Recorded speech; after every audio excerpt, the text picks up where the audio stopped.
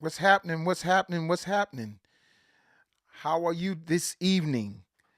I am totally excited about the lesson that we started last week concerning signs that you're all in, signs that you're all in, you're sold out on this thing called uh, living an addiction free life. And I want to give you some proof that when you have decided you're going to be clean, you're going to stay clean, you're going to stop gambling, and you're going to stop overeating, you're going to stop watching porn, you're going to stop just doing drugs or drinking alcohol or a sex addiction, whatever it is. There's some signs to let you know you have the right mindset. It takes the right mindset to continue a drug and alcohol and addiction free lifestyle. And it's God has given me a mandate.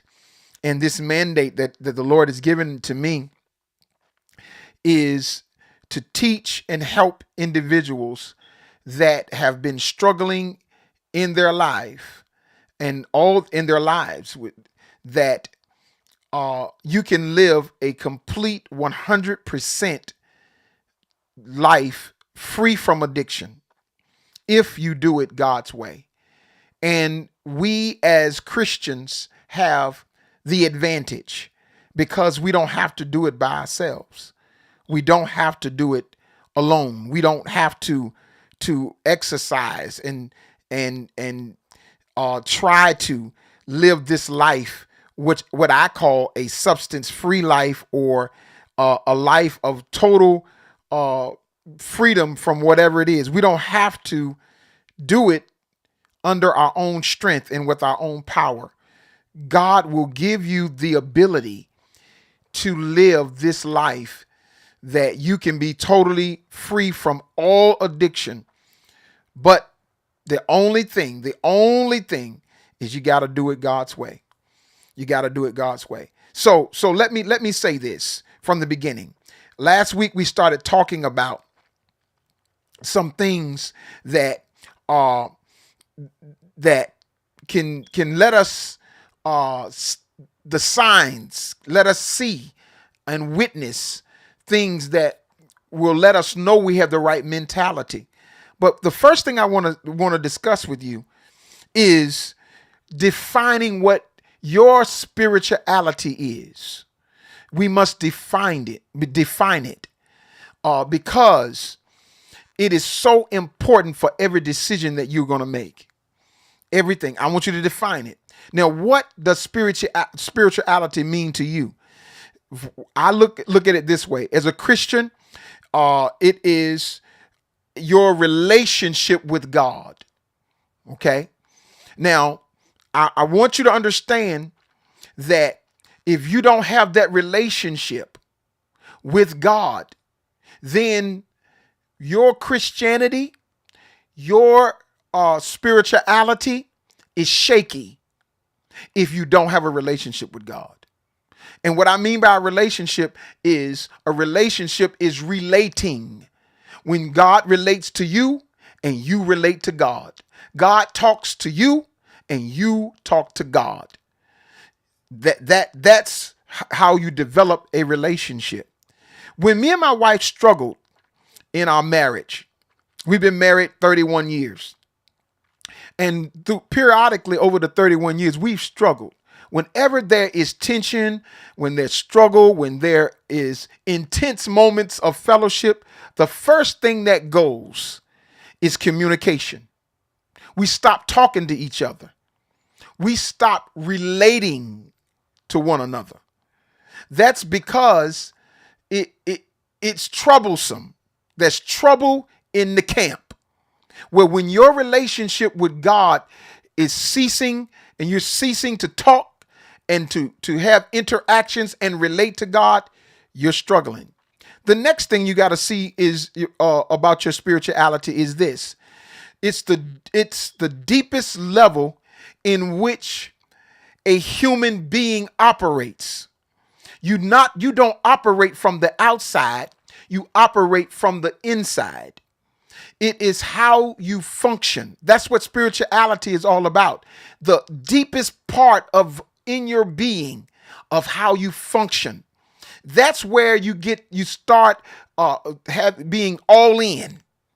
That when I say you're all in, that's where you start. You start with the deepest part of you on the inside and how you are responding or functioning in life. That's where it has to be. Your spirituality has to be. It has to be sound. It has to be substance. And it has to be the place where you function from. Okay? And thirdly, I want you to know this. The place that the philosophical place where a person's life, their values, rules, attitudes, and views take place. That's where it is. It's the philosophical context of your person's life, your values, your rules, your attitudes, and your views. So you value what God values. The rules you govern yourself by are the rules in which God tells us that we need to govern ourselves by. Your attitudes I'm trying to continue with the right attitude that God says I should have. And my views and your opinions are all triggered by God. God trumps everything else. When you do that and you understand your values, your rules, your attitudes, the place on the inside that's deep in you, and you begin to function from that, your relationship with God, that's when you can be all in. Okay? So here are the signs that I went over last week. When you get to a place where you stop resetting your life because of this addiction, when you stop resetting your life, you know you're all in. You just refuse. You're tired of resetting. You refuse to start all over again. You refuse to let people down. You refuse to allow someone that you care about fall because of whatever you're addicted to. You get to that place. Now watch this. This is another point that I did not expound on last week. When you stop having episodes of addiction. See, when you get to a place where you're all in, then you don't want to continue that addiction. If you have an episode where you are consistently operating in addiction, but you say you all in, you're not there yet. You ain't all in because you still are functioning in an addiction. Simple as that. If your addiction is drugs and alcohol, you still are using drugs and alcohol. And that's not all in. That's not all in. So when you're all in, you stop lying to yourself that you're all in when you are doing things to express that you're not. Okay? So number one is when you're tired of resetting your life because of addiction.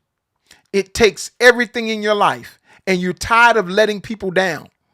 When you're tired of participating in whatever your addiction is and you stop lying to yourself, you're all in.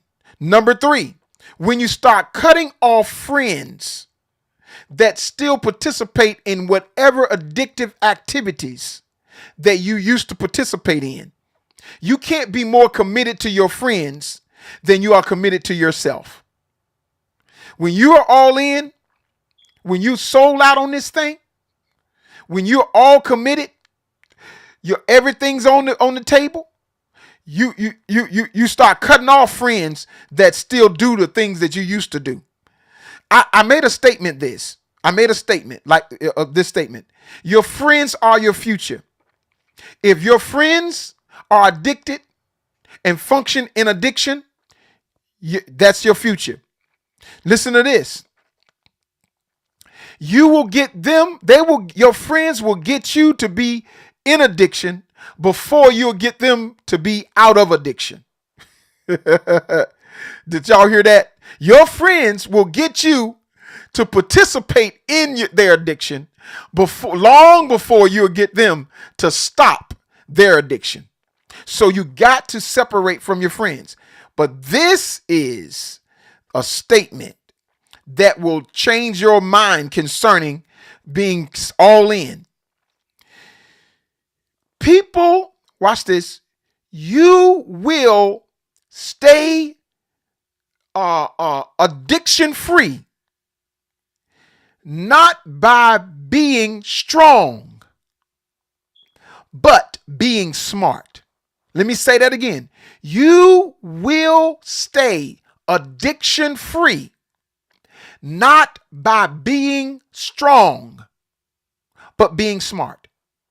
So in other words, what I'm trying to tell you is that if you keep hanging around people, friends, individuals that are in active addiction, it's not very smart. I have a conversation with someone that says, man, I'm around people all the time and I don't use. It's not very smart. It's not very smart because you get to a place when you're all in, you don't even want to be associated with what caused you to lose the things that you care about. You don't even want to make it a possibility. It's like you don't even want to play that game. It's like Russian roulette. You don't want to play Russian roulette when your life is on the line. To play Russian roulette when it can take your life, it is stupid. And God has not made his people stupid. So you're going to stay addiction free by being smart. Let me say it this way. It really bothers me when I hear people say some stupid things. Like this. And I know I hear the word stupid. It can be harsh, and I don't mean to be harsh. I just want to be serious. If you used to use drugs, and the neighborhood you used to use drugs is on your way home, and you got to go through that neighborhood, listen, it'll be best for you to drive a different way than to go through the neighborhood on your way home. It would be better for you to just go 15 minutes out of the way to avoid going through that neighborhood, because one day you may go through the neighborhood. Watch this. And you're not strong. You're weak. And it might take you 15 minutes to go another way. But this day, it takes you 15 months to get home. Do you understand how you gotta be smart, not strong? Avoid whatever it is. Whatever the addiction is, avoid it. Number four. When you're all in, you stop making excuses for your addiction. An excuse is a reason to do nothing and feel good about it. I would do something, but I'm so hurt because my wife left me. So, that's the reason why I drink. That's the reason why I use drugs, because my wife left me and I'm hurting. Listen, stop using your pain as an excuse to participate in your addiction. When you're all in, you get to a place where you say, I'm not going back to that addiction no matter what happens to me. You can't even get sober because of somebody else in the first place. You might as well start getting sober just because you want to be sober for yourself. Listen to this. This is how you do it. You change your excuses into reasons to stay sober. I talked about that last week, where there was a young lady who used her the death of her son as a reason to get high. But finally she realized that all she had to do was change her reason and her excuse into a reason to stay sober. It was only a perspective change. When your perspective has shifted, that you would rather stay sober than being addicted or participating in that addiction. You would rather be free from addiction than participating in addiction. All it is, it changes your perspective. You can do this. You can do this. You can do it. So number one, when you stop being willing, you stop when you get tired of resetting your life. Number two, when you stop having and participating in that addiction. Number three, these are signs that you're all in.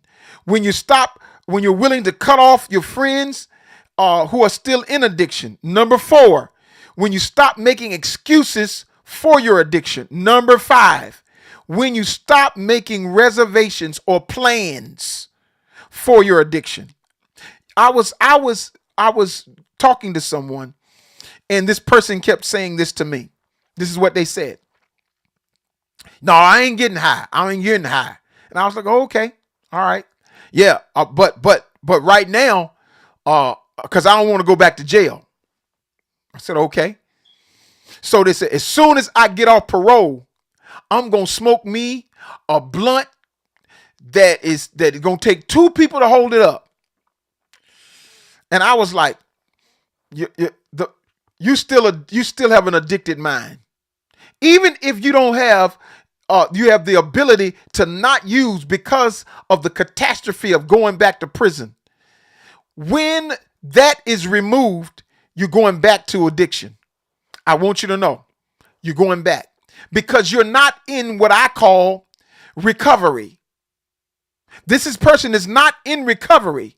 What they are is just abstaining from using. I talked to so many people that have been to prison and did not use a day in prison. But as soon as they got out, the first thing they did was they got high. See, they never started a life of recovery. They just didn't use because they couldn't use, or for some other reason they didn't want to use in prison. I'm telling you, you have to stop making reservations to do whatever you're planning to do. And this is it. I want to make this statement to you. It's so powerful. When you say you're going to stop whatever the addiction is, you plan to change, but you don't make changes to the plan. You plan to change, but you don't make any changes to your plans. Number six, when you are not ashamed of your past anymore. A lot of times we deal with that. A lot of times Christians deal with that. See, people, they want to put up a good front and they try to save face. But you got to get to a place where you stop trying to save your face. You can't, when you stole out, you ain't caught up in pride. The Bible says pride comes before the fall. When you get to a place where you sold out, where you all in, you can't save your face and your behind parts at the same time. You don't care. You don't care what other people think. And especially you don't care about what your partners think. what your so-called friends think. You get totally sold out, and you know that you want to live a complete addiction-free life. So you're not ashamed of your past. Listen, your past is only proof that God can take you from the guttermost to the uttermost. Do you hear me? Your past is only proof that that you can recover from anything. Number seven, when you're willing to give as much effort to cancel your addiction as it is to continue your addiction. The same type of effort that you will put in to doing the wrong thing, you should put the same type of effort into doing the right thing. Listen to these words. The effort will determine the outcome. If you're not willing to put nothing in, you're not going to get anything out. When you stop asking people to do for you what you can only do for yourself. Woo, goodness. When your memory is determined by what matters. The way you think is what matters to you. Listen, let me show you. Let me talk to you about it. There was a guy, one of the individual that said he has an uncle, and his uncle uses crack cocaine. He began to tell me that I went by and I was cutting my mother's grass, and I was wondering, why do I have to come by and cut my mother's grass? Because there are 5 individuals in the house that is at least 30 years old or older. And I shouldn't have to come over and cut mama's grass. And his uncle started telling him, well, don't cut this way, cut that way, and do this that way. And his response was, hey, Unc, if you got so much opinion about how we ought to cut the grass, how come you ain't cutting the grass? And his uncle said, that's because I'm too old to cut the grass. But then his response was, well, you don't say you too old when people come to you to bring you their car and you get up under the hood to fix their car because they're going to give you the money. And when you get the money, you go out and smoke crack. Now, that it's the truth. He could have been, didn't want to, that's his uncle, but that's the truth. When you are in addiction, you'll do whatever it takes to stay in addiction. Y'all know exactly what I'm talking about. The uncle probably would he don't even need a jack. He probably would hold the car up with one hand and fix it with the other. When you're really going after whatever it is that you want to go after, you will do anything to go after it. But when it comes to staying clean, we don't put forth the same effort. Listen, you have to put forth the same type of effort to maintain your sobriety as you did to maintain your addiction. Wow, that's powerful. That's powerful. Number eight, you must have a short memory. See, a lot of times what we do is when we get into something wrong and we do something wrong, our brain focuses on the mistake and it pulls us into more mistakes. I was listening to a very, very good book called Staying Sane in an Insane World. And man, this book is awesome. The statement that he was talking about was, he said, I was counseling someone that was a pitcher, and the pitcher made mistakes, and he had been focusing so much on his mistakes that he didn't even enjoy what he was doing anymore, and it caused him to make more mistakes. But then he shifted his thinking. And as soon as he shifted his thinking, the individual was able to control his mistakes because he would forget what the last pitch, he would just forget it. Whether it was good or bad, he had 1/10 of a second to be upset about it, or 1/10 of a second to be excited about it. Focus on progression. You must move on. When you're all in, when you are completely in, when you pushed all your chips in, you can't get focused on whether you made a mistake or whether you did something great. Just keep progressing. You got to keep progressing. The wrong event must trigger the right response. Write that down. And a wrong event must trigger a right response. Sometimes you have wrong events and they want to put you down. They want to make you feel bad. They want to, it wants to make you feel that you have to just be so down on yourself. No. Stop being down on yourself. Let that trigger something positive that can cause you to move forward. Learn from the mistake and then move on. Hear this again. Learn and move on. Okay? Now, the last one. We talked about it last week, and I thought it was wonderful. I thought it was powerful, and I wanted to read. That's really reason I wanted to teach this again today. When you're willing to commit, improve, and maintain. In that book, Staying Sane in an Insane World, this is one of the most powerful chapters that touched me. It was the statement, commit, improve, maintain.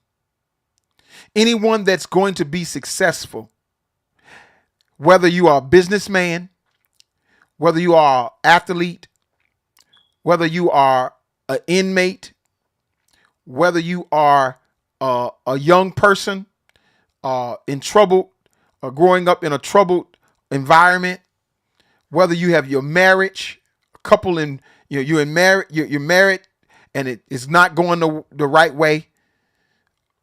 Whatever your life, if you're an individual in your life, you're trying to improve your finances, you're trying to, I would call secure your destiny, whether you are 10 or 90.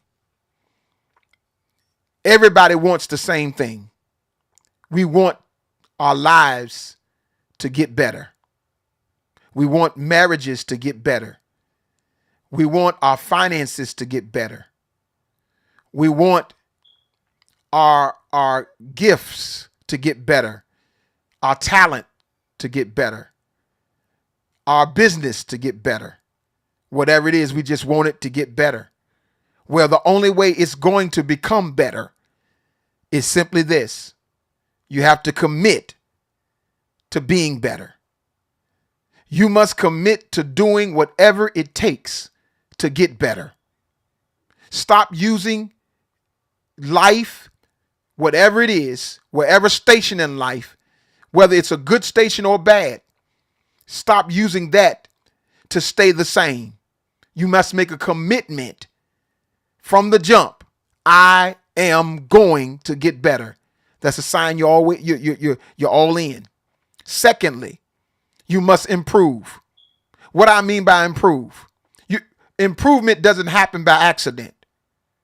You don't just get better just because you want to be better.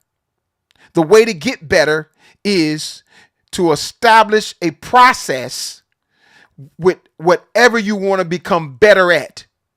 If you want to become a better salesperson, you got to find a process that will end in becoming a better salesperson. If you want a better marriage, you need to find a process that will improve whether or not you're becoming a better husband or wife. If you want to become a better student, You got to find a process that will end in being a better student. You will never get better because of your desire. You only get better because of your behavior. Let me say that again. You don't get better because of your desire. You will only get better because of your behavior. Practice contains better. So there must be a process of practicing that will cause you to get better results. Then the last thing you must do is maintain. No one wants you to be better for just a week. No one wants you to be better for just a month. No one wants you to be better for just a year. When you commit to a lifestyle of being better. When you improve, you commit to a regiment, a process, a routine to be better. And when you maintain, you must consistently maintain your level of improvement and progressively get better. Better becomes better when it's better. Let me say that again. Better becomes better when it's better. When you commit to that, when you commit to improve and maintain, you are all in. I hope this podcast helps you. It helps me. There are so many things in my life that I wanted to get better at. But until I was willing to make a commitment to improvement and maintain that improvement, I was not going to get better. Are you all in? Are you all in? Are you completely committed to living a complete, substance-free, addiction-free lifestyle? Are you in it? If you're in it, what you got to do, you made the commitment. Now find a process that will end in you becoming better at whatever it is that you want to get better at. And then stay at that level. I love the statement. You got to give 100% of the time. That's what you got to do. Give it 100% of the time. Well, hope this blessed you. And I want you to know that you have a 100% chance of living in a totally addiction-free life if you do it God's way. God bless you.